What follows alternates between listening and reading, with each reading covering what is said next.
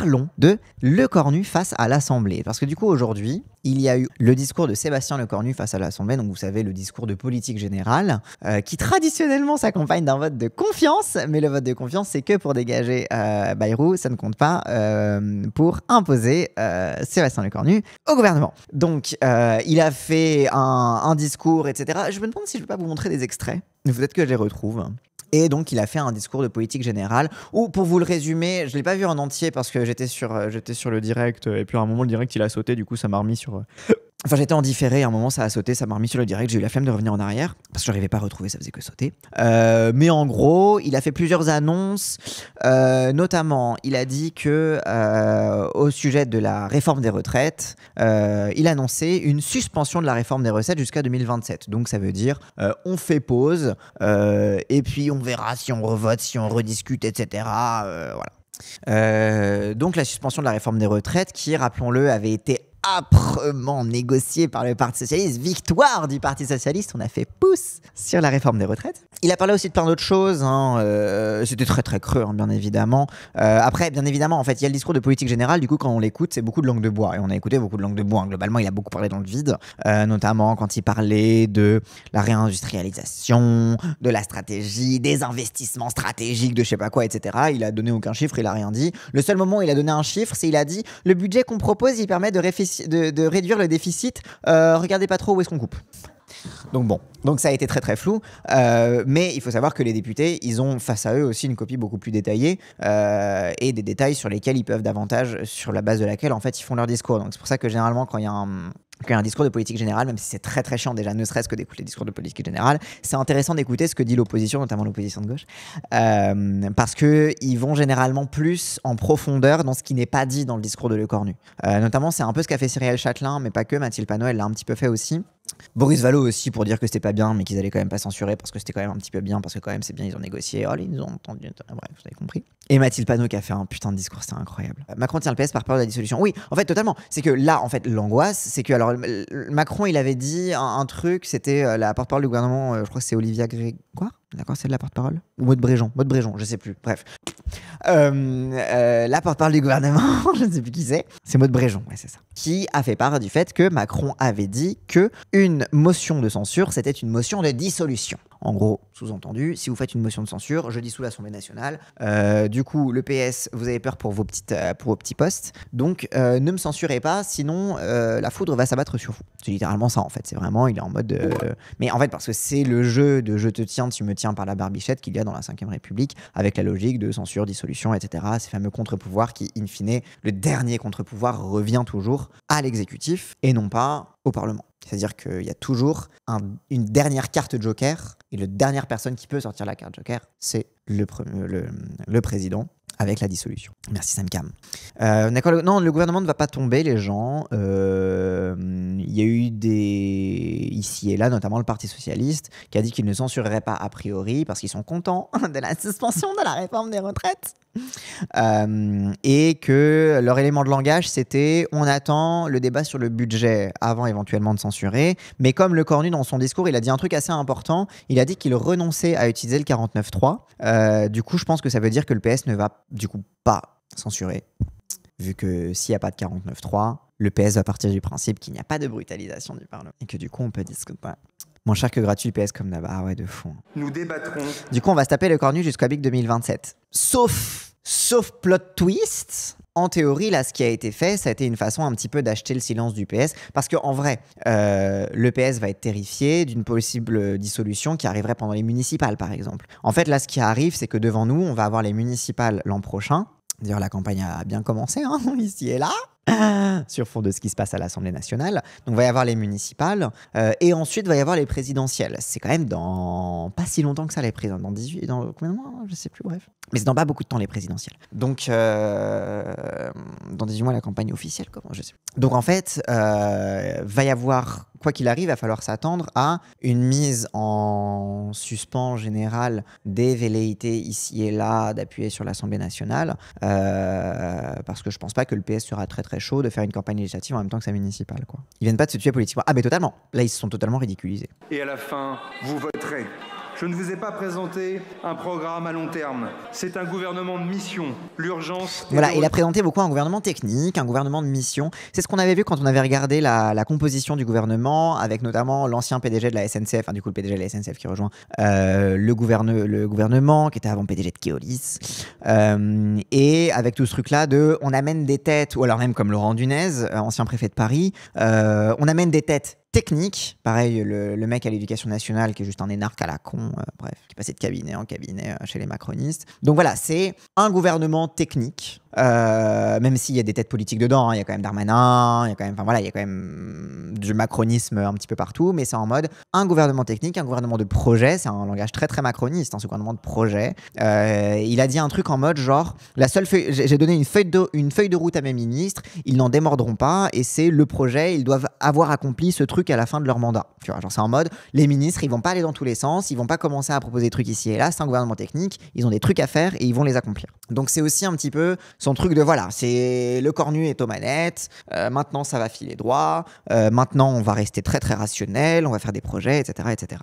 Pseudo-technique, c'est un mot creux pour continuer une petite... Oui, quand je dis gouvernement technique, c'est un gouvernement oui, bien sûr, c'est un gouvernement qui sera en fait au garde à vous de la politique néolibérale, ça, c'est bien sûr, c'est sous-entendu quand je dis technique. Premier truc intéressant, vas-y, l'extrait je l'ai mis de côté, c'est Laurent Wauquiez, du coup des Républicains, qui est donc le président du groupe droite républicaine à l'Assemblée, comme c'est écrit sur l'écran. Et donc au moment où il commence son discours, Marine Le Pen quitte l'hémicycle. Et ceux, oui, reconnaissons-le, qui veulent que rien ne change, alors que les Français aspirent à plus de rupture. Et vos rires sarcastiques sont l'illustration de votre incapacité à vous poser les bonnes questions. Cette mise en scène de Marine Le Pen qui quitte l'hémicycle, etc. Et juste après, discours de politique générale, Éric Ciotti propose une rencontre à Bruno Retailleau pour faire une alliance entre le RN et les LR. Donc on voit que à l'intérieur du groupe LR, ils profitent un petit peu du fait que ce soit Laurent Wauquiez en tant que chef de groupe qui soit un petit peu envoyé au casse-pied parce qu'ils sont en train de jouer leur guerre interne. Là, le LR, ils sont plus déchirés, les LR, ils sont plus déchirés que jamais. Et du coup, il commence à y avoir une dissidence qui se structure de plus en plus pour justement pousser à l'alliance avec l'extrême droite. Et c'est un petit peu ce que je retrouve moi personnellement dans ce geste symbolique de Marine Le Pen qui quitte l'hémicycle pendant que Wauquiez est là. C'est en mode, vas-y, cette droite-là, on parlera pas avec elle. Mais par contre, du coup, Ciotti essaye de proposer comme alliance avec le RN les LR d'extrême droite, une autre droite extrême qui puisse un petit peu jouer de leur guéguerre interne avec Wauquiez. C'est-à-dire qu'on dépasse Wauquiez sur sa droite en faisant alliance avec le RN et nous sommes l'interlocuteur de Marine Le Pen, etc. pour garder nos places au soleil. Ciotti drague Retailleau, ouais, c'est ça. Mais parce qu'en fait, Retailleau, il avait commencé quand il était à la... Ouais, une alt-right, une droite alternative. Attends, qu'est-ce que tu disais, Kevolta? Je suis à la SNCF, il nous a fait une petite vidéo pour les agents, sachant qu'on lui donne la privatisation et la découpe de la boîte en petites entités privées et la case des syndicats nationaux. Bref, la prochaine réforme du ministère du Travail. Oui, c'est ça. Le ministre du Travail, c'est celui qui a pété la SNCF. Hein, donc, super le travail. Merci Adèle. Mais c'est comme quand les macronistes présentent la réforme des retraites comme la seule réforme structurelle du quinquennat Macron. Déjà, Macron, il a fait 2 quinquennats, dont un est encore en cours. Et surtout, il a commencé par une réforme structurelle qui était la suite de la réforme structurelle d'avant, qui avait été commencée par le PS, mais qu'il avait écrit lui-même quand il y avait Hollande au gouvernement. C'est les ordonnances travail. C'est le démantèlement en règle du droit du travail. Ça, si c'est pas une réforme structurelle, je sais pas ce qu'on est une. Donc bon. C'est aussi ça, c'est que souvent, on va voir dans les discours des macronistes que cette façon de céder symboliquement sur la réforme des retraites, parce que bon, la suspension PTDR, quoi, genre, oh là là, on fait gagner 3 mois à une génération de personnes. Waouh, la révolution, quoi, vraiment la structure va structurer, quoi. Mais le fait de présenter la réforme des retraites comme la seule réforme structurelle, c'est aussi une façon pour eux de ne pas trop attirer l'attention sur toutes les réformes structurelles qu'ils ont faites. Ils ont fait beaucoup de réformes structurelles, que ce soit asile et immigration, toutes les réformes du droit d'asile, etc. C'est des réformes structurelles. Alors à chaque fois, on a l'impression que ça n'en est pas parce que ça n'a pas d'impact. C'est en mode, oh là là, réforme après réforme sur l'immigration, on baisse toujours pas le nombre d'immigrés, etc. Mais concrètement, c'est une modification en profondeur de la façon dont l'État traite les réfugiés et les demandeurs d'asile. Donc ça reste structurel, même si ça n'a pas d'effet. Nouveau ministre du Logement qui est accusé d'abus sur une histoire d'attribution de logement. Non mais oui, c'est... Bah oui, Vincent Jeanbrun, bien sûr. Oui, les réformes chômage, bien sûr. Mais vous pouvez mettre en chapelet toutes les réformes antisociales passées par Macron et passées par Hollande avant lui, hein, parce que bon, Macron, il en a écrit quelques-unes. Léo Monde l'a montré en live combien de personnes sont impactées par la suspension. Ça fait moins de 900 000 personnes. Ouais, mais bon. Donc déjà, il y a le premier aspect, c'est qu'on voit un petit peu cette union des droites se décider avec un LR. Il est urgent de tourner cette page catastrophique pour la politique française, les LR, au travers de Wauquiez, qui semblent céder un petit peu aux sirènes du retour à la stabilité. Moi, je voulais vous montrer Marc Fesneau. parce que je le trouvais très intéressant. Et cette Assemblée nationale est issue de leur vote qui, lui, est souverain. Ils ne l'ont de lui répondre.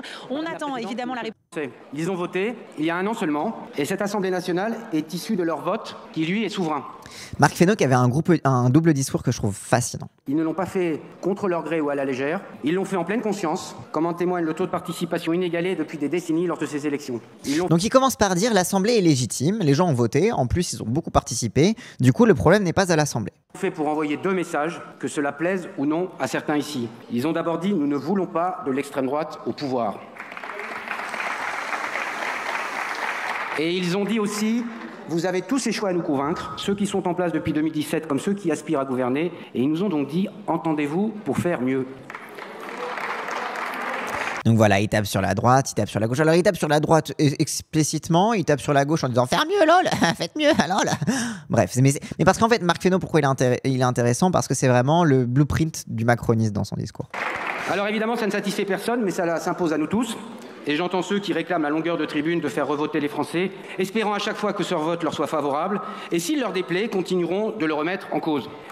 Et ça, tu vois, là, en faisant ça, il fait un amalgame entre la France Insoumise et le RN. Il dit, oh là là, le RN, ils veulent relancer la machine en refaisant un vote jusqu'à ce que ça leur convienne, alors que la France Insoumise, le seul vote qu'ils veulent refaire, c'est celui du président. Hein. La France Insoumise n'est pas pour la dissolution. On est prêt à la dissolution, quoi qu'il arrive, hein, globalement. Mais il met un signe égal, là, entre le RN et la France Insoumise, en disant, de façon, oh, vous voulez revoter, ça fait chier, quoi. Bon, ça va, c'est bon, ils ont déjà voté les gens. Mais du coup, il met dans un même panier, finalement, les gens qui veulent revoter pour les députés, qui en effet, c'était il y a un an, c'est bon, ça va pas y avoir d'autres effets, et ceux qui veulent revoter pour le président de la République, où là, pour le coup, c'est pas exactement pareil. Et voici qu'à son tour, le Rassemblement national joint ses voix à celles de la France Insoumise dans une forme de réflexe pavlovien, sautant sur leur fauteuil comme des gavrilles.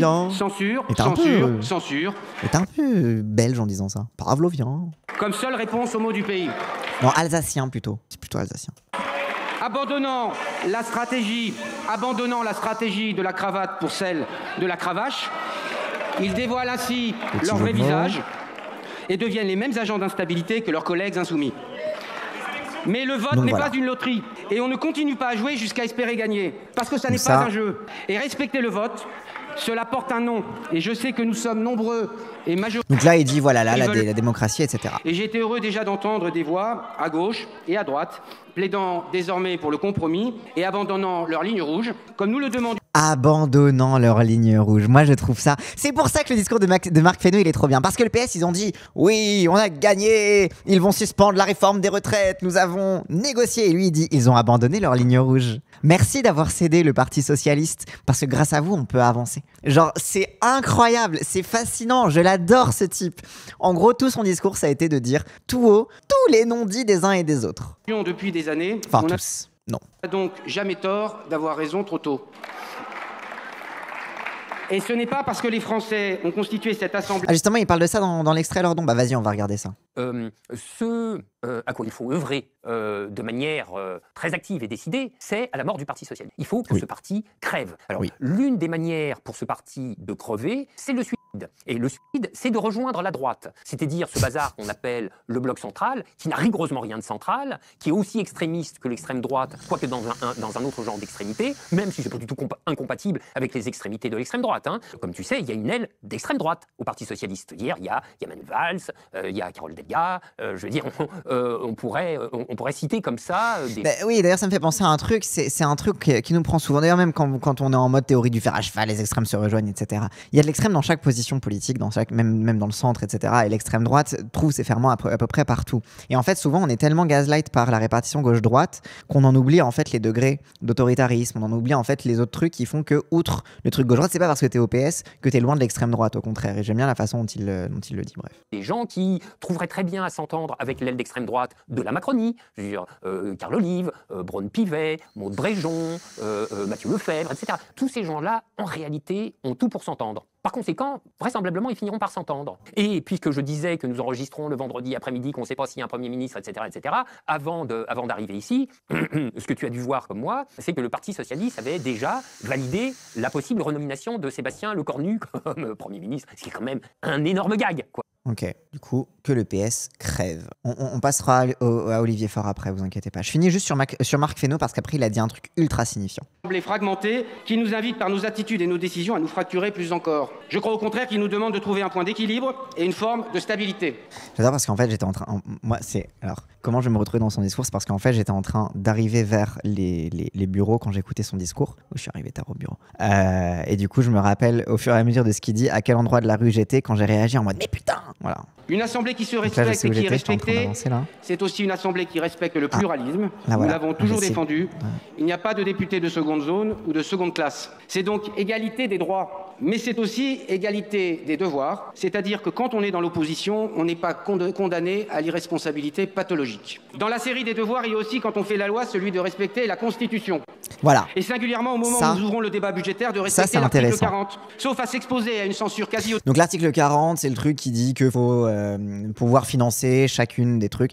Souvent l'article 40, c'est le truc qui est pratique pour faire tomber plein de lois, notamment des lois sociales, parce que du coup ça ne rentre pas dans le budget, alors du coup... Bref. Automatique, puis à venir se répandre. Et là, il se contredit de façon absolument fascinante. C'est qu'il dit, du coup, il faut pas commencer à choisir la Constitution à la carte, il faut l'appliquer en entier, tout en se réjouissant juste après que le Cornu renonce au 49.3. Et ça, c'est article 40, on ne peut pas augmenter les dépenses d'une mission, etc. Et en fait, c'est fascinant, c'est que vraiment, il est en mode, il faut pas utiliser la Constitution à la carte, mais je vais me réjouir qu'on l'utilise à la carte en disant surtout, on va plutôt faire l'article 40, et heureusement qu'on a oublié le 49.3. Tu sais, genre, c'est vraiment genre, il félicite le fait de choisir la Constitution à la carte tout en disant, faut pas la choisir à la carte. C'est fascinant, c'est pour ça que le discours de Marc Fesneau, il est incroyable. Sur la prétendue République des juges. On ne teste pas la Constitution, on la respecte. On ne la choisit pas à la découpe, on l'accepte. On ne la choisit pas à la découpe, on l'accepte. Sur les lois qui traitent de sécurité et de liberté publique, comme sur les lois de finances. Et c'est dans ce cadre, celui du budget, que le Premier ministre a indiqué faire le choix de ne pas recourir à l'article 49.3 de la... Donc c'est dans le cadre de choisir entièrement la Constitution et pas à la carte que le Premier ministre, et je l'en félicite, a choisi de ne pas utiliser le 49.3. Bah alors, du coup, c'est un peu choisir la Constitution à la carte, non? Alors là, c'est un truc qui vous arrange, bien sûr, mais c'est un peu utiliser la Constitution à la carte. C'était une demande d'un certain nombre de groupes, notamment à gauche. Nous n'y étions pas pour notre part favorables sur la question du budget, mais par esprit de compromis... On voulait pas qu'il renonce au 49.3 sur le budget. Nous, on était quand même favorables parce que on avait l'article 40 pour dire le budget, vous nous faites pas un budget de gauche. Et en même temps, parce que voilà, il faut respecter la Constitution sur les questions financières, budgétaires, etc. Et nous, on voulait absolument qu'ils utilisent le 49.3 sur le budget. Tout en ayant dit juste avant qu'il fallait respecter la pluralité du Parlement et qu'il n'y avait pas de députés de seconde zone. C'est fascinant. Je l'adore. Son discours, il y a tout dit macroniste dans son discours. C'est vrai, c'est magique. Donc... il veut quand même un peu utiliser la Constitution à la carte, et il veut quand même un peu pas trop écouter le Parlement, quoi. Le 49.3 de Schrödinger dans son esprit. Ah, totalement. Mais en même temps, cyniquement pur. Ah, mais c'est... Bref. Jusqu'alors, on s'accommodait, reconnaissons-le, assez facilement du 49.3, tant il permettait de dire n'importe quoi, de faire n'importe quoi, de ne rien assumer, et de pouvoir se parer de la vertu de certaines victoires avec amendements démagogues, en sachant que le gouvernement assumerait, lui, de ne pas les garder. Son argument, c'est de dire le 49.3... Nous, on est favorable au 49.3 parce que le 49.3 permettait à la gauche de mettre n'importe quoi dans ses amendements tout en sachant que de toute façon la loi allait passer. Donc il est vraiment en mode, vous faisiez exprès de mettre des amendements de gauche parce que vous saviez que ça n'allait pas passer. C'est vraiment genre non, pas du tout. Après, pour le PS, il a pas tort. C'est vrai. Ouais, t'as raison. C'est vrai que c'était un usage quand on faisait un petit peu le PS. Traduction, s'il n'aime pas ce que vous faites, on va l'utiliser, mais on veut quand même pas des applaudissements parce qu'on l'utilise pas. Exactement. C'est exactement ça. C'est vraiment, je suis fasciné. Franchement, son discours, il m'a fait péter mon crâne. De toute façon, évidemment, là, les bancs, l'hémicycle sont vides, personne n'a envie d'écouter Stockard, et t'as juste 2-3 macronistes qui appellent. Bravo. 149.3, personne ne pourra se défausser. Et vous, monsieur le Premier ministre, vous l'avez d'ailleurs rappelé, vous aurez ici une responsabilité particulière avec votre gouvernement, car vous aurez pour mission, avec le gouvernement, de permettre l'émergence de compromis et de faire respecter ces compromis dans la navette parlementaire. Il faudra une majorité de députés de gauche, de droite et du centre dans cet hémicycle pour... Donc on aura besoin du PS, des centristes et d'une partie de LR pour faire tenir le gouvernement le cornu. Ne pas laisser libre cours à une folie budgétaire qui rendrait, in fine, le budget invotable et nous livrerait pieds et poings liés au marché. Attendez, on arrive sur le marché, les gens. Il dit, on a besoin d'une majorité, écoutez bien, on a besoin d'une majorité, on a besoin du PS et de LR, globalement, pour ne pas être livré au marché. Sous-entendu, ce n'est pas bien d'être livré au marché. Gardez ça en tête. Le marché, c'est pas bien. De Liz Truss en Grande-Bretagne. Liz Truss, pas Liz Trust. Ce sont les marchés, au final, qui lui ont dicté sa politique et je ne souhaite pas cette humiliation pour mon pays.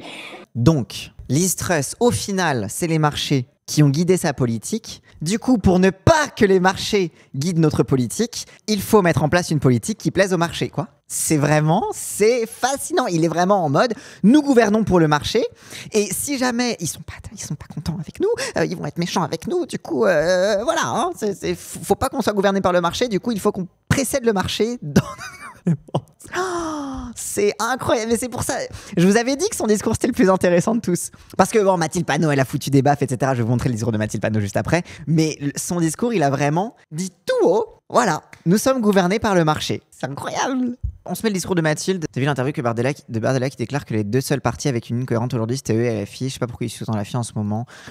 En ce moment, le RN fait le pari et il observe en fait que, ce qu'on dit depuis toujours, hein, que le Front républicain est en train de se mettre contre la France insoumise et qu'il commence à réussir en fait à extrême droitiser le pays.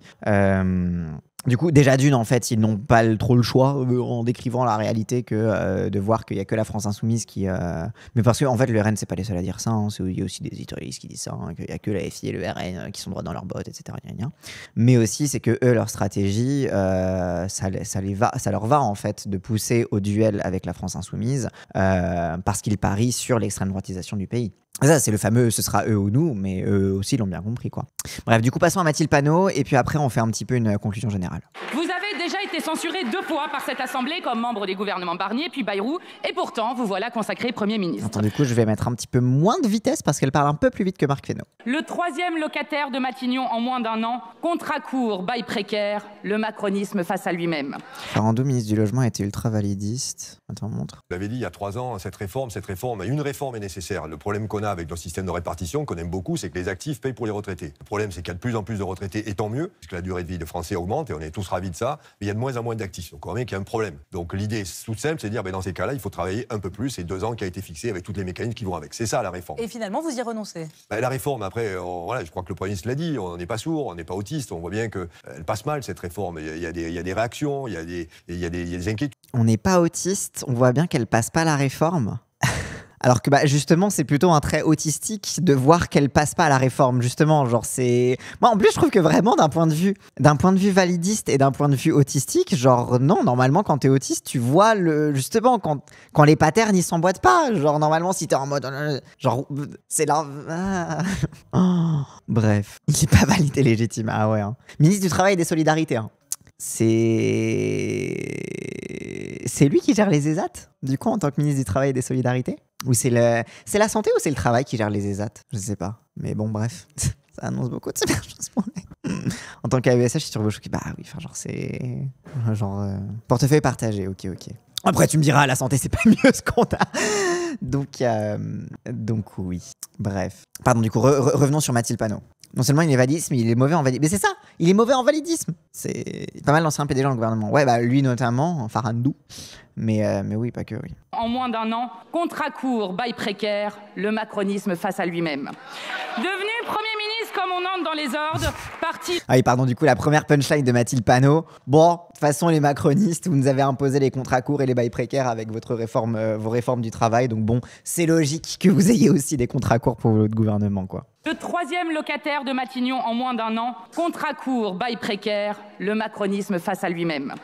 Devenu Premier ministre comme on entre dans les ordres, parti lundi soi-disant en dernier des gaullistes, revenu vendredi en dernier des fidèles, vous voilà ici sous la contrainte du chef. Dans l'intervalle, arrangements et tambouilles secrètes rythmées par les défections de votre clan, les ambitions médiocres d'un parti assis sur 4% des voix et de quelques figurants dont la vocation d'une semaine a semblé être de sauver à tout prix la politique de Macron qui a tant fait souffrir notre pays. Votre présence le confirme à vos dépens. Emmanuel Macron est un cas désespéré. Votre nomination est l'aveu même de l'entêtement du président. Mais pour comprendre, il faut revenir aux origines. Et ça, c'est un truc... comme j'ai pas écouté Chenu en entier, je sais pas s'il a autant focus sur Macron. Vous me direz, les gens qui ont suivi toute cet après-midi. Mais elle a vraiment été en mode... vous êtes des merdes et c'est la preuve que le problème c'est Macron en fait, encore une fois. Enfin, pour moi ça a été un discours qui a pas mal traversé un petit peu tous les discours à la tribune. C'était le problème n'est pas le Parlement, mais quand même faudrait qu'il vote mieux. Ça c'était pour beaucoup, notamment sur les centristes, etc.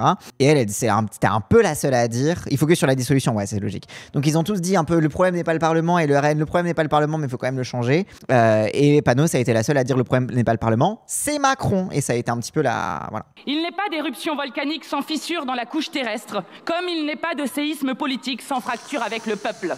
En 2022, Emmanuel Macron proclame « Ce vote m'oblige » avant de violenter la nation avec une réforme des retraites empoisonnée. En 2024, Emmanuel Macron perd les élections européennes.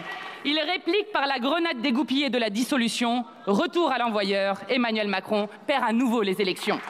Depuis... Malgré les contestations et le mouvement social, le président nie délibérément le verdict des urnes. 3 premiers ministres plus tard, vous voilà, tentant de sauver ce qui peut l'être. Bref, à la grenade sous vos seins, beaucoup d'entreprises. Sans même les apparences. Oui, en politique comme en c'est une rêve technique celle-là. Géologie, chaque secousse contient la précédente et chaque fracture agrandit celle qui suit. Après ces dénis démocratiques, quelle ironie de vous entendre parler de responsabilité, de compromis et de stabilité. Dans votre langage, le compromis consiste à rallier votre position comme si vous étiez le centre de gravité du champ politique. Il faudrait vous remercier pour l'année blanche, la baisse des remboursements pour les malades atteints de cancer, le doublement des franchises médicales et le... Voilà, donc c'est ce que je vous disais aussi sur le fait que, encore une fois, je disais ça pour le discours de Cyril Châtelain, mais Mathilde Panot aussi, c'est qu'en fait, dans le discours de politique générale, généralement, c'est général, quoi. Genre, c'est vraiment genre, voilà ce qu'on va faire à grands traits, on va prendre sur des gens, je sais pas quoi, etc. Oui, l'hôpital ou je sais pas quoi. Et c'est généralement dans les discours de l'opposition que vous voyez concrètement ce qu'il y a dans les réformes voulues. Et du coup, là, quand elle parle de la baisse des franchises, des trucs comme ça, c'est le contenu, en fait, concret qu'il y a dedans. Et c'est pour ça que c'est important aussi d'écouter ces discours-là. La stabilité serait de donner un sursis à une politique battue dans les urnes et la stabilité imposerait de céder aux caprices du président. À cet égard, vous avez raison, il n'y a rien de plus stable qu'un régime autoritaire. Vous parlez encore de socle, quand le sol se dérobe sous vos... Voilà, ça, encore une punchline, il n'y a rien de plus stable qu'un régime autoritaire. En vrai, il faisait du bien son discours un peu. Surtout que les discours à l'Assemblée, c'est chiant. Et là, t'as un discours de Mathilde Panot qui vient te remettre un petit coup de jus, là. Si le gouvernement tourne grâce à LR, le PS aurait le plus gros erreur de sa vie. Ah ouais. Ça, franchement, si LR... Parce qu'en vrai, on a vu la dernière fois le PS, il y a quelques députés qui ont fait défection des rangs et qui ont quand même voté la motion de censure. Je parle pas du vote de confiance, là, je parle de la motion de censure contre Bayrou. Et il y avait des scènes incroyables à l'Assemblée où il rasait les murs, où il se faisait intimider jusqu'à la salle de vote, etc. Enfin, c'était vraiment une dinguerie, notamment par Valo. Enfin, intimidé par Valo, oui, je finis ma phrase. Et oui, là, c'est clair que si LR, il y a suffisamment de gens qui... ou alors il n'y a pas assez de gens qui font défaut pour ne pas voter la motion de censure et qui sont assez nombreux et qu'au final, le gouvernement tombe et que le PS aura été les seuls à avoir un vote unanime. Cela dit, je pense pas que le PS aura un vote unanime là-dessus, hein, on va pas se mentir. Déjà, la dernière fois, ils n'ont pas eu de vote unanime, voilà, c'est pour ça que je parlais de ça. Déjà, la dernière fois, le PS n'a pas vraiment eu de vote unanime pour la censure de Bayrou. Il y a quand même eu des gens qui ont un petit peu fait défection ici et là. Là, je pense que là, si c'est le coup d'LR, ça va être un sacré revers pour les PS qui n'auront pas voté, justement, la motion de censure. Maybe des dissidents LR plus dissidents PS égale censure in extremis. Bah, il y a moyen, il y a un monde. Et Gabriel Attal, pourtant sorti de la cuisse de Jupiter, l'ont bien compris, sauf qui peut, il ne fait pas bon être assimilé de près ou de loin à Emmanuel Macron. Car nous assistons depuis un an à une contradiction entre la volonté générale et la volonté d'un seul. Pour vous avoir longuement pratiqué, nous connaissons le prochain acte de ce coup de force, un chantage au budget, ou plutôt à votre budget. Car vous n'avez eu, malgré vos défaites, aucun scrupule à appliquer le programme, tout le programme, rien que le programme du macronisme radicalisé. Ah bah oui, vous avez reproché aux Insoumis de dire tout le programme, rien que le programme pour le NFP. Bah, tout en disant qu'il faut faire des compromis. Non, il faut faire des compromis pour avoir que votre programme, quoi. Sauf que le peuple ne veut plus de votre politique. 3/4 des Français souhaitent le départ du président. Son départ, car il refuse obstinément de changer une politique qui a porté le nombre de pauvres à plus de 11 millions dans notre pays, dégradé l'école comme l'hôpital public, malmené notre industrie. 11 millions de pauvres. Je me rappelle de discours de Mélenchon. J'avais appris je connaissais le chiffre par cœur parce que il le répétait tout le temps et que j'écoutais les discours. C'était 9 millions, je crois, aux alentours de 2017, 2019, je sais plus quand c'était. Mais ça a explosé, quoi. Genre, c'est une folie. Éroder notre souveraineté, ça ne tient plus. Jusqu'aux associations qui sonnent l'alerte. Oui, ça, 2017, c'était 9 millions de pauvres. Il le répétait partout, 9 millions de pauvres, 9 millions de pauvres. C'est badant qu'en faut actualiser les chiffres à la hausse comme ça. Ce serait bien qu'elle le rappelle parce qu'on a tendance à oublier dans le bruit médiatique que Macron a déroulé à peu près ce qu'il voulait, sauf la réforme des retraites, parce qu'il y avait 3 millions de personnes dans la rue. Oui, c'est ça. Et c'est pour ça que quand les macronistes, encore une fois, hein, pour revenir un petit peu au leak de la... Vous savez, il y a la conversation Telegram des macronistes qui a leak à la presse, etc. Et on voyait des macronistes qui disaient « Mais la réforme des retraites, notre seule réforme structurelle. » Non, non, non, non, non. Ils ont fait tout ce qu'ils voulaient, les macronistes. Là, ils ont mis en place toute la politique qu'ils voulaient. C'est pas la seule réforme structurelle, c'est la seule sur laquelle vous avez perdu. Enfin, vous étiez à 2 doigts de perdre, mais vous avez quand même tordu les bras de tout le monde pour gagner. Mais genre, c'est vraiment... Il y a eu un unanimisme desquels ils ne veulent pas démordre. Et c'est pour ça, encore une fois, qu'on dit c'est la faute à Macron, quoi. C'est en mode, mais même Attal, il commence à dire, oui, il faut peut-être se calmer, quoi. Bref. Le gaslight de la réforme de retraite, pour me parler de rien d'autre, JPP. Bah oui, il y a tellement, je sais pas, genre les ordonnances. Moi, j'ai encore les ordonnances travail coin de la gorge. Hein. J'ai encore la loi mal nommée El Khomri, qui est en réalité une loi Macron, entre la gorge. C'est comme ça que j'ai commencé à militer, mais bon, on n'oublie pas, hein. Elle est de saisir l'opportunité situationnelle et faire un visage full populisme de gauche, mode Latin America, Pink Wave, plus combiner ça avec aider à mobiliser un mouvement social d'ampleur. Tant que la 5e tient debout, seul le rapport de force dans la rue marchera. Bah, je suis un peu d'accord avec toi, Arlindo. D'autant que, moi, tu me dis populisme de gauche, Pink Wave, je suis heureux. mais oui, moi, je commence à avoir des... Je sais que quand il y avait la NUPES et le NFP, etc., qui étaient là, j'étais en mode, bon, quand est-ce qu'on revient au dégagisme de 2017, là? Quand est-ce qu'on revient en mode bulldozer, là? J'en peux plus. Mais oui. Notre souveraineté, ça ne tient plus. Jusqu'aux associations qui sonnent l'alerte, ça ne tient plus parce que vous êtes le pouvoir qui rogne les libertés associatives et qui baisse les subventions.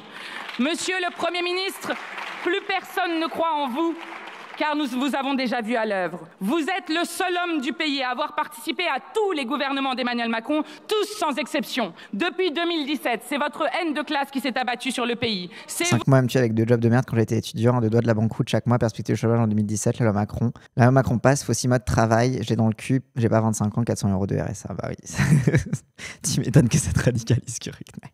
Vous qui avez déployé le GIGN et le RAID contre le peuple guadeloupéen en lutte pour le droit à l'eau et à la santé. C'est encore vous qui avez imposé la date... C'est intéressant qu'elle dise le peuple guadeloupéen. Tiens, en fait, moi, comment dire, je sais que là, entre Mélenchon tout à l'heure, de oh là là, il a dit un état ou 2 états ou un état, je vois progressivement un peu... Encore une fois, c'est du langage, hein, faut pas lâcher, mais... Parler de peuple guadeloupéen. Quand fut un temps, on aurait dit non, c'est le peuple français qui vit en Guadeloupe. Non, le peuple guadeloupéen, c'est un truc de... J'aime bien. Du 3e référendum en Kanaki, Nouvelle-Calédonie, rompant ainsi un processus de 40 ans de paix civile et de décolonisation. Votre passage en force sur le dégel du corps électoral aura causé 15 morts et l'effondrement économique et social du territoire. C'est vous, toujours, qui avez enterré les revendications des Gilets jaunes. Vous avez fait du peuple votre ennemi. Vous incarnez surtout, monsieur le Premier ministre, la complicité de la France avec le génocide mené par Netanyahou contre le peuple palestinien. Vous avez menti en affirmant que la France ne livrait aucune arme à Israël.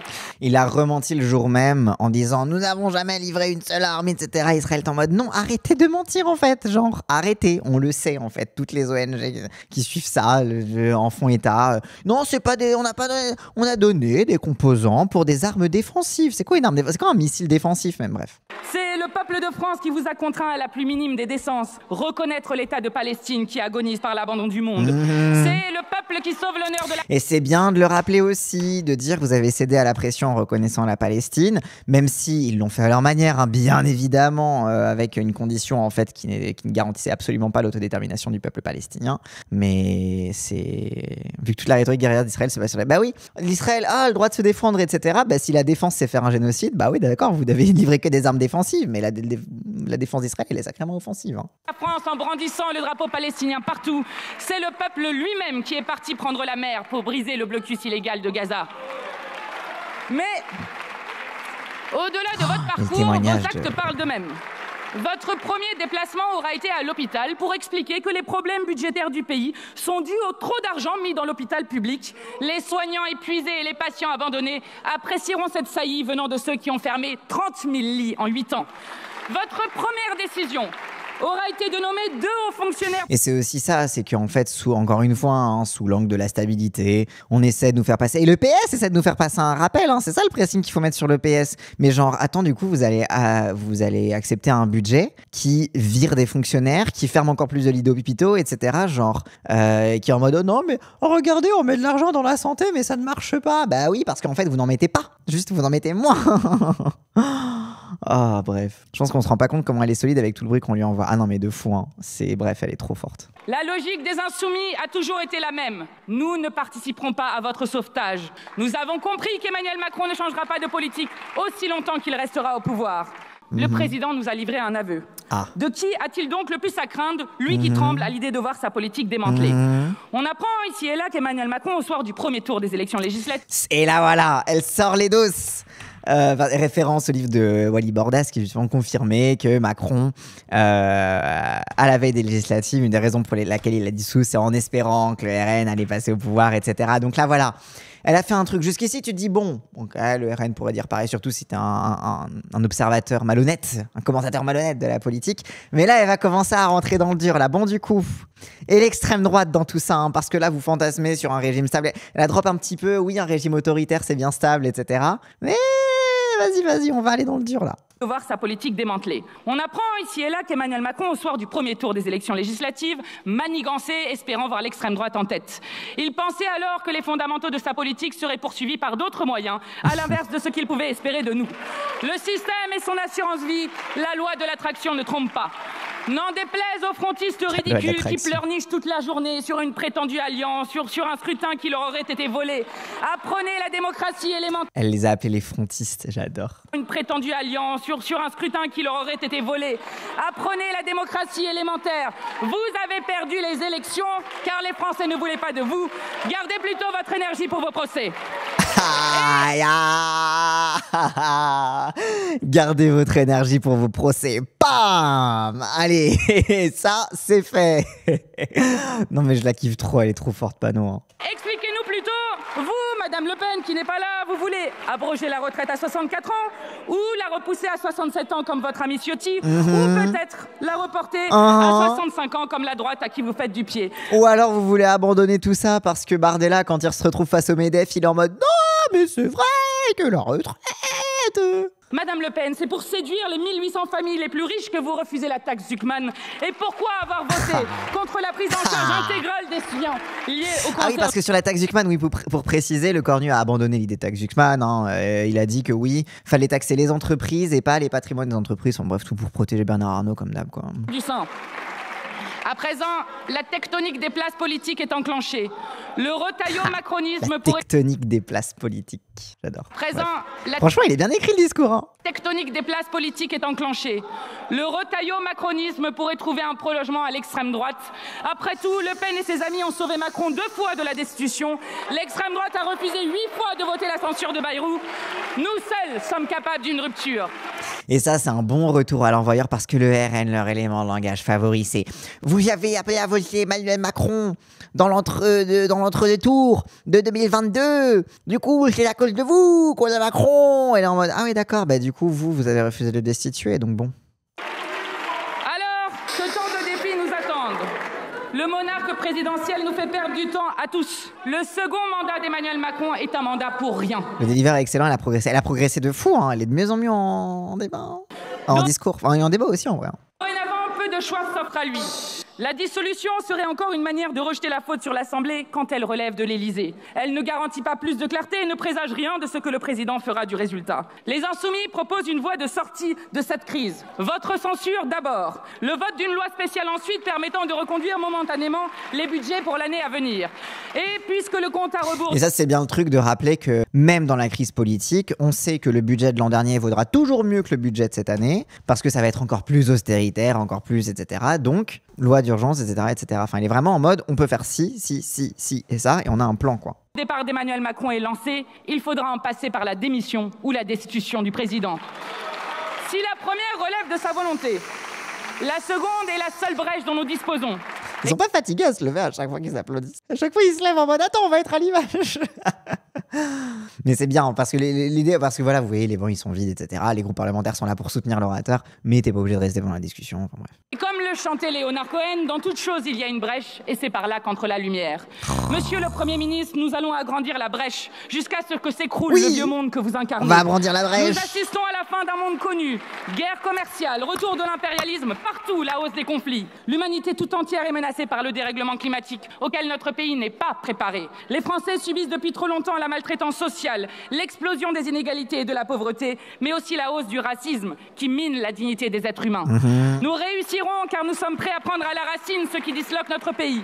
Reprendre le pouvoir à l'oligarchie qui le confisque en passant à la 6e République. Organiser des conditions d'existence compatibles avec la vie humaine. Planifier de grands chantiers d'avenir énergétique, industriel et écologique. Partager les richesses en taxant les ultra-riches. Il est vraiment... Moi j'adore parce qu'en fait, en vrai, c'est un rôle ingrat. Quand t'es Premier ministre, tu dois écouter après chaque personne te chier dessus. C'est ce qu'on avait vu pendant la censure de Bayrou après son discours de politique générale, où il avait fait son discours un peu tout penaud, et puis après il était resté, t'avais l'impression qu'il était en dépression quand il écoutait, et là tu le vois vraiment, il a les yeux écarquillés, il a les lèvres qui ont disparu tellement elles sont fines, il est vraiment... Il a la tête d'un poulet dans le chicken run, oui, de fou. Il a la tête d'un poulet du studio Hartmann, de fou, merci Audrey.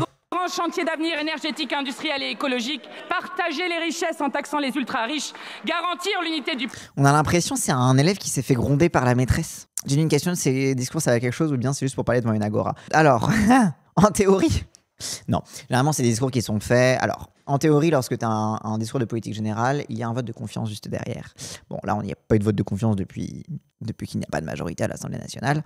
Donc, en théorie, en fait, ces discours sont là pour expliciter le vote de la confiance ou de la non-confiance. Mais en vrai de vrai, non, ça sert surtout à avoir une tribune pour opposer un contre-discours ou alors pour soutenir la majorité, etc. Peuple contre le poison de la haine. Oui, Bayrou, il y en a eu un, mais c'était fait exprès. Mais en fait, pour moi, ça compte pas comme vote de confiance parce qu'il l'a fait spontanément, tu vois. C'était pas... Voilà, je dis, il n'y a pas de vote de confiance. Non, il n'y a pas de vote de confiance. Il y a une motion de censure spontanée déposée par la FI, je crois, mais il n'y a pas de vote de confiance. Nous sommes prêts à bâtir la civilisation du temps libéré avec la retraite à 60 ans.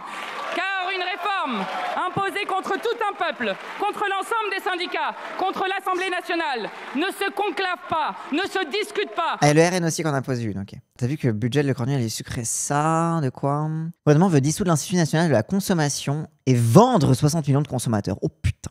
Le marché pur est parfait, mais où on enlève le contre-pouvoir des consommateurs. Un service public essentiel sera alors liquidé. Depuis 50 ans, 60 millions de consommateurs enquêtent sur les arnaques, produits dangereux et pubs trompeux. C'est ultra important, 60 millions de consommateurs. Lors de ma rencontre avec les représentants des salariés, ils m'assuraient que leur plan de relance était prêt. C'est... ouais... de rien dit, j'ai boulette. Ça pue pour le CESE aussi, ouais. Ne se suspend pas, elle s'abroge.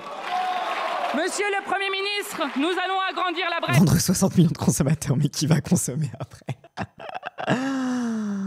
Merci Mathilde, ça ressemble bien à du populisme au sens noble de gauche. Pas de populisme sans un style réel. Ça qu'on veut, le discours de 2 heures tous les week-ends en live YouTube, Twitch, Place de la République ou n'importe où. Oui, de fou, c'est ça. Moi, ça me rend trop heureux. Hein. Jour après jour, lutte après lutte, car dans chaque brèche, il y a la promesse d'un matin. Oui. Je vous remercie. Jour après jour, lutte après lutte, car dans chaque brèche, il y a la promesse d'un matin. Oui. Bref, incroyable discours de Mathilde, très chouette. Boris Vallaud, moi j'ai écouté, j'ai juste trouvé que... Je sais pas si vous avez le même avis. De Français qui en bénéficieront chaque année. 3,5 millions de nos concitoyens, ce n'est pas rien pour qui la vie va changer. À ceux qui veulent tout ou rien et qui souvent n'offrent rien, j'invite à le constater. Donc il dit ouin, vous plaignez pas, c'est bon, on a obtenu la suspension, quoi. Qu'est-ce qu'il vous faut de plus? Moi je suce en tout cas. Hein. Vous trouvez pas que Boris Vallaud, il a à peu près le même ton de voix et le même deliver que Olivier Faure? Considéré en ces termes. C'est la reconnaissance du combat mené par les organisations syndicales que je veux remercier ici. C'est une fissure dans le dogme macroniste. Nous prenons cette situation pour une victoire. Autant... Genre, lui aussi, il était bègue ou... Bon voilà, c'est juste pour dire ça. Sinon, ouais, il a dit on prend ce qu'on a à prendre et on se plaint pas. Bref, voilà quoi. Bref, j'ai vu Hollande, j'ai eu mal à dire. Ah oui, il y a un truc, je vais pas vous le retrouver là, mais pendant le discours de Lecornu, à un moment, il parle du travail qu'il doit payer, la valeur travail. Enfin voilà, il fait un sous-entendu, valeur travail, etc. Et là, la réal, je ne sais pas qui est le Milan qui était à la réal de l'Assemblée nationale, mais il y a un plan sur Ruffin. Quand Le Cornu parle de la valeur travail, je suis en mode pixel. Je vais pas vous le retrouver là parce que ça va être perdu dans 4 heures, 5 heures de live. Mais c'est magique ce moment. Je sais pas s'il y a un petit génie qui va le retrouver. Moi, j'ai un peu la flemme, j'avoue. Mais voilà, hein, quand Mélenchon il dit on a des insoumis partout. Même à la réelle de l'Assemblée nationale, on a quelqu'un. Bref, on est du coup dans une situation où le PS, en termes de parti, annonce comment dire, le PS annonce une non-censure. On m'avait envoyé un extrait d'Olivier Faure. Voilà. Donc aujourd'hui, au 20h de TF1, il a dit du coup la suspension complète et immédiate de la réforme des retraites change la vie de millions de Français. C'est pourquoi nous ne censurerons pas le gouvernement. Alors, millions doses, centaines de milliers, c'est pas des millions de Français. Après, nous ne censurons pas le gouvernement aujourd'hui, nous restons dans l'opposition, mais nous voulons pouvoir avancer et que le débat ait lieu sur tous les sujets. Comprenons-nous, je reste dans l'opposition, mais je veux que le débat ait lieu. Et c'est la raison pour laquelle, après avoir entendu le Premier ministre qui a ouvert sur un certain nombre de sujets, on y reviendra, je souhaite effectivement que nous puissions avancer et donc nous ne censurerons pas dès la discussion de politique générale le Premier ministre. Ce qui est marrant quand même, c'est que quand il y a des gens qui sont condamnés à du sursis, ils sont quand même condamnés, même s'il y a du sursis. En théorie, ils sont quand même condamnés. Mais du coup, Olivier Faure, il voit qu'il y a un sursis pour la réforme des retraites. Et pour lui, il pense que c'est comme si la personne était... C'est comme si tu croyais que t'étais innocenté dès que t'avais du sursis. Oh wait, c'est peut-être pas la bonne métaphore. Mais voilà, je suis dans l'opposition, mais on a réussi à négocier une suspension de la réforme des retraites. Donc vraiment, c'est que on a été trop fort, quoi. Mais encore une fois, hein, inutile d'écouter le PS. Écoutez Marc Fesneau du groupe Démocrate et Apparenté, je crois. Démocrate et je sais plus quoi. Marc Fesneau a dit la vérité. Le PS a abandonné ses lignes rouges et les macronistes l'en remercient. Il y avait des plans sur Hollande, ouais. N'interviendra à partir de maintenant jusqu'à janvier 2028, comme l'avait précisément demandé François Hollande et ses amis applaudissent Le Cornu et s'apprêtent à sauver la CFDT. En complément, la durée d'assurance sera elle aussi... Enfin bref. Mais bon, on sait d'ores et déjà qu'au Parti Socialiste, il y a déjà donc, Paul Christophe notamment qui a déjà annoncé donc le compte n'y est pas, je dis je censure. On sait qu'il y a certains au Parti Socialiste, au groupe Parti Socialiste, qui vont quand même voter la motion de censure. On sait aussi que chez LR, ça commence à craqueler. Il commence à y avoir des gens qui disent « Ah non, il faut absolument censurer ». Je pense du côté Ciotti, mais aussi, comme on a vu tout à l'heure hein, dans les extraits que je vous ai montrés, la petite game qui est en train de jouer avec d'un côté Wauquiez qui dit « C'est pas si mal, on va peut-être pas censurer, le débat c'est bien, etc. » Et en même temps, du côté Ciotti, etc. Oui, et aussi le vice-président LR aussi qui disent non, il faut quand même censurer. Donc LR, ils savent pas trop ce qu'ils font. Ouais, ELV, ils censurent. Moi, j'ai écouté le discours de Cyrielle Châtelain, la présidente de groupe ELV. C'était assez clair, c'était en mode non, on censure, le compte y est pas, etc., etc. Donc, à voir si le compte y sera pour que le gouvernement soit censuré. Tout ce que j'en retire, est-ce que ça va suffire, est-ce que ça va pas suffire? Ce qui est intéressant, c'est qu'il y a une rupture qui s'opère à l'intérieur du PS et à l'intérieur de LR. Le PS, on le savait déjà. La question, c'est est-ce qu'ils vont finir d'imploser enfin, en fait? Est-ce qu'ils vont enfin crever, quoi? Merci, Coramad. Parce que le PS, le problème, c'est que c'est un petit peu les pros pour rester groupés, même s'ils sont pas d'accord entre eux. C'est ce que tu fais quand t'es à la rue, hein, globalement. Oui, je les ai traités de clochards. Et du côté de LR, on voit qu'il y a une rupture un petit peu plus franche que Ciotti essaie de mettre en place, mais essaie de mettre en place depuis la dissolution, hein, globalement, en attirant avec lui une partie des Républicains pour se fondre dans une alliance avec le RN. Donc Ciotti qui veut amener à une censure, à une cassure concrète du parti, là où le PS, ils savent qu'ils ont été sauvés assez récemment à cause de la France Insoumise, et que cette union est précieuse pour eux, quoi. Pardon pour les clochards, je ne voulais pas vous traiter de Parti Socialiste. Ok, donc voilà, donc à voir, mais ce qui est intéressant, c'est la rupture. Quelqu'un dans le chat qui disait le groupe GDR aussi veut censurer, mais Roussel veut pas. C'est aussi une autre fracture qu'on a, mais c'est une fracture qui est plutôt similaire à celle du PS. C'est que du côté des communistes, en fait, pour vous expliquer, Roussel, il est sur une ligne dure, tu vois, il est vraiment sur une ligne de compromis avec la Macronie, voilà, il est sur une ligne centriste, Roussel, quoi, il a plus rien de communiste dans son programme, en tout cas sur une ligne stratégique, hein, je sais, ah là là, l'humain d'abord, etc., oui, je sais, on a écrit pareil pour l'avenir en commun, mais Roussel, en fait, perd de plus en plus, j'ai l'impression, de poids à l'intérieur de son parti, et en fait, il faut savoir qu'au sein du groupe GDR à l'Assemblée nationale, Le groupe GDR, c'est pas que des communistes. C'est aussi beaucoup d'ultramarins parce que c'est un deal en fait historique avec les députés ultramarins, dont certains parfois sont issus des partis communistes, par exemple à La Réunion, en Martinique, je crois. Enfin bref, t'as de ça, mais t'as aussi des députés ultramarins de gauche sans étiquette qui sont pas forcément de voilà, mais qui se rallient au groupe GDR parce qu'en fait, le groupe GDR leur propose un deal qui est le même que le groupe de Lyot en fait. C'est que le problème, c'est que si tu fais pas partie d'un groupe à l'Assemblée nationale, tu n'as pas d'existence, tu n'existes pas. Et donc en fait, dans le groupe GDR, c'est surtout les députés ultramarins qui ont la main sur pas mal de décisions de vote. Et en fait, c'est je sais pas si vous vous rappelez, Huguette Bello par exemple typiquement, mais je sais pas si vous vous rappelez à la dissolution quand on parlait de la place des ultramarins, etc. Et de est-ce que les députés ultramarins vont rejoindre la France, enfin, députés ultramarins de gauche vont rejoindre le groupe de la France Insoumise. Les députés ultramarins ont reconduit le groupe GDR et donc se sont réalliés avec les communistes, mais en faisant ça, ils ont sauvé le cul des communistes parce que sinon les communistes n'avaient pas assez de députés pour faire un groupe. Donc en fait là-dedans, c'est les députés ultramarins en fait qui ont beaucoup de poids là-dedans. Et en vrai de vrai, les députés communistes à l'Assemblée nationale, donc qui sont au groupe GDR, ont tendance au travers du travail quotidien à beaucoup travailler quand même avec les insoumis et à porter des lignes beaucoup plus à gauche que celles que peut porter Roussel dans les médias, les trucs comme ça, etc. En fait, c'est une question aussi de sociologie. Hein. Roussel, c'est un maire.